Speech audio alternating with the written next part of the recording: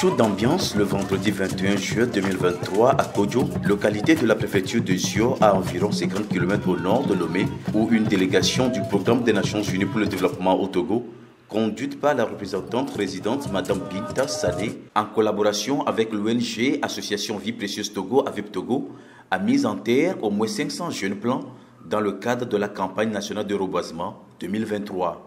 Déjà connu pour son appui et accompagnement dans les domaines de la protection de l'environnement et de lutte contre les changements climatiques, il s'est entre autres agi pour le comité bien-être du PNUD Togo, initiateur de cette sortie, d'amener l'équipe à soutenir les populations dans leurs efforts de restauration, de conservation et de gestion durable des écosystèmes forestiers, de créer une plantation scolaire dans le canton de Gbatopé dont fait partie Kodjo, et aussi de renforcer le team building au sein du staff. Déjà en tant que garant des objectifs de développement durable, aussi parce que ça s'aligne aussi parfaitement avec notre mandat en tant que PNUD, de s'assurer le bien-être, mais aussi la protection de l'environnement et la lutte contre le changement climatique. Je crois une initiative très louable de venir nous associer avec la communauté de Kodjo pour planter aussi quelques arbres, au moins notre contribution à la protection de l'environnement.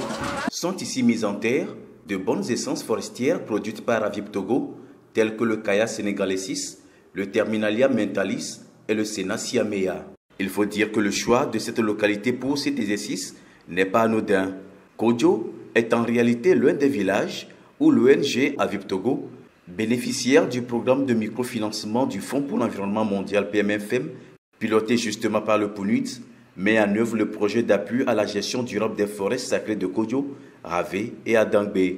On peut donc imaginer la joie qui anime la directrice exécutive d'AVIP Togo en accueillant cette délégation sur son site. Nous sommes satisfaites et honorées de voir que le site choisi par le PNUD pour sa campagne de reboisement 2023 est le nôtre. Ce qui dénote que le travail que nous faisons sur le terrain est bien apprécié. Et cela nous encourage à faire davantage. Nous les rassurons que les 500 plants mis en terre ce matin ne seront pas délaissés. Nous allons bien les entretenir afin que d'ici quelques mois, quelques années, qu'ils reviennent voir des plantations. Cette initiative, qui s'inscrit par ailleurs dans la tête de l'ambition décennale du gouvernement de planter 1 milliard d'arbres au Togo d'ici 2030, est aussi saluée par la direction régionale de l'environnement de la région maritime. La représentante résidente du PNUD l'a fait savoir. Je tiens à l'entretien de ces arbres, j'y tiens beaucoup, sinon il n'y a pas besoin de venir planter. Ça répond à l'initiative du gouvernement pour atteindre les 1 milliard d'arbres d'ici 2030. Donc je sais qu'on sera peut-être un peu loin, mais avec les efforts de tout un chacun, y inclut le PNUD, nous comptons y arriver. Ce message semble être bien compris par le chef du village de Kodjo. Encore un grand merci à la délégation de PNUD qui a fait le déplacement sur Kodjo aujourd'hui. Ayez confiance, je ne vais pas laisser les arbres mourir. Je donne ma parole, vous allez revenir après et ce serait vert par là.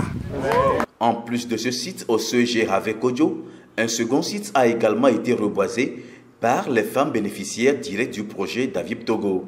En 9 mois de mise en œuvre, en effet, le projet mis en œuvre par cette ONG a permis de former 60 femmes en raison de 20 femmes par village en production de pépinières, la production de 15 000 plants par ces femmes, leur autonomisation économique à travers le rachat des plants produits, la délimitation consensuelle et la levée topographique autour de 5 forêts sacrées, sans oublier l'activité principale, c'est-à-dire le reboisement de plusieurs sites de la zone de mise en œuvre.